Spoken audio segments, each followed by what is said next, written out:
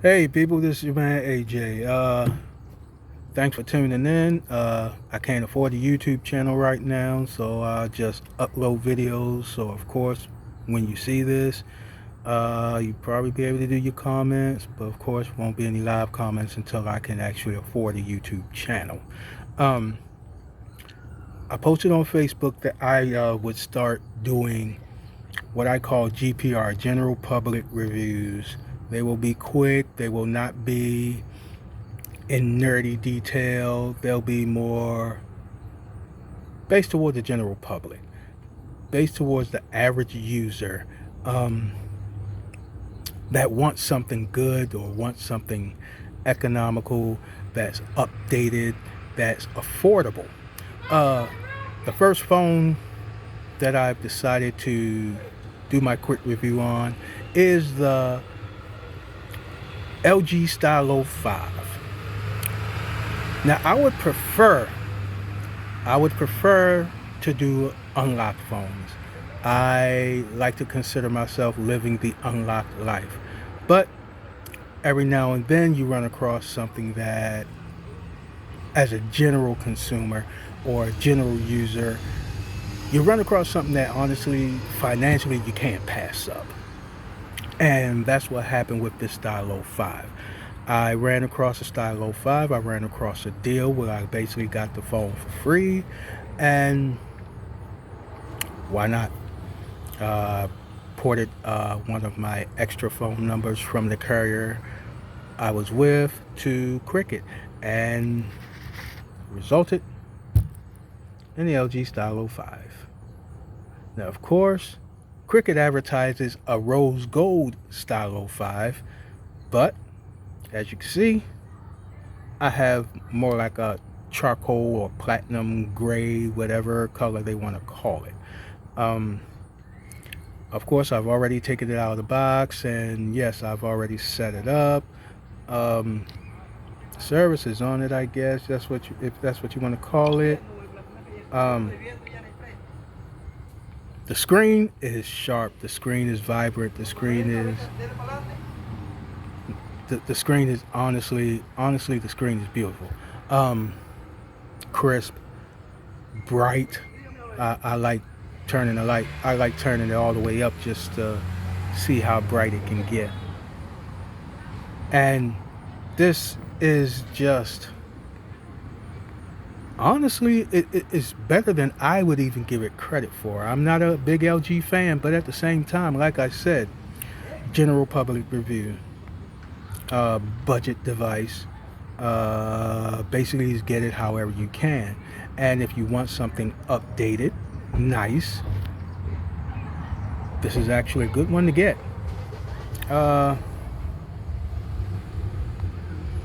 as I, flip through different things, like YouTube, and you see it booting up pretty fast. Booting up pretty fast, scrolls nicely, not really much of a lag. I mean, I guess the lag depends on, what kind of service you have in the area. Good service, no lag, scrolls very smoothly. Um,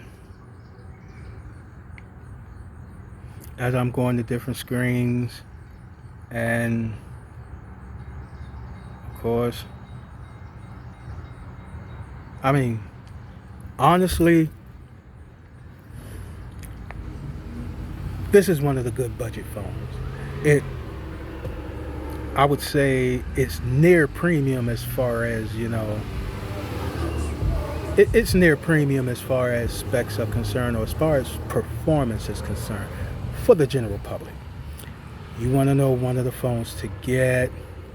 You want a big screen, the 6.2-inch screen, but you don't want the phone to feel big in your hand. As you can see, I can practically wrap my hand around it, but I have fairly decent sized hands, and of course I can operate this for the most part with one hand, for the most part. It's actually a great phone to have. I honestly won't have it too long. Uh, I have my Samsung Galaxy A70, and that is actually my primary phone. That is my phone of phones as far as budget phones are concerned. Uh, that is my top of the line. I won't go past that. And but if I didn't have my Samsung Galaxy A70, I would definitely get a Stylo 5. I have had the A20, I have had the A10, I have had the Samsung Galaxy A10e. In fact, I have the A10e. Screen wise, Stylo 5 beats the A10e. Performance wise, I would say they are not the same. Now, the Samsung Galaxy A20 and the Stylo 5, they give each other a good run for the money. The Samsung Galaxy A20 has that dual camera. The fingerprint on here is fast. It's very fast. It's not the best, but it is very fast. It is very accurate. It takes a little work to fully register it, but it's good. Most rear mounted fingerprint scanners are good. Are the in-screen fingerprint scanners like on my A70, is it better than this? Honestly, no. It is not. It is much worse, but it is tolerable because it still works. It lags a bit. Sometimes it won't recognize the number, but if you can tolerate it, then it's good. This works almost flawlessly on every single rear-mounted fingerprint scanner device that I have had. And this Stylo 5 is no different. The pen features, very nice. Very smooth. Very customizable. Looks familiar, doesn't it? Almost look like a Samsung. But you only get the 5 features out here. Then, of course, plus your on-screen notes. Drop the phone for a second there. Let's take it back home. Plus your on-screen notes, of course. You've always been able to do on-screen notes. That's almost with any phone that comes with a stylus attached to it, but there are only two, Samsung and LG. But the feature is very nice.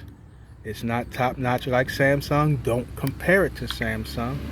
But for the budget user, it literally is the next best thing. The Stylo 4 itself held its own against the Samsung Galaxy Note 8. Held its own. Didn't say it beat it, but it held its own. The Stylo 5 is holding its own against the Samsung Galaxy Note 9.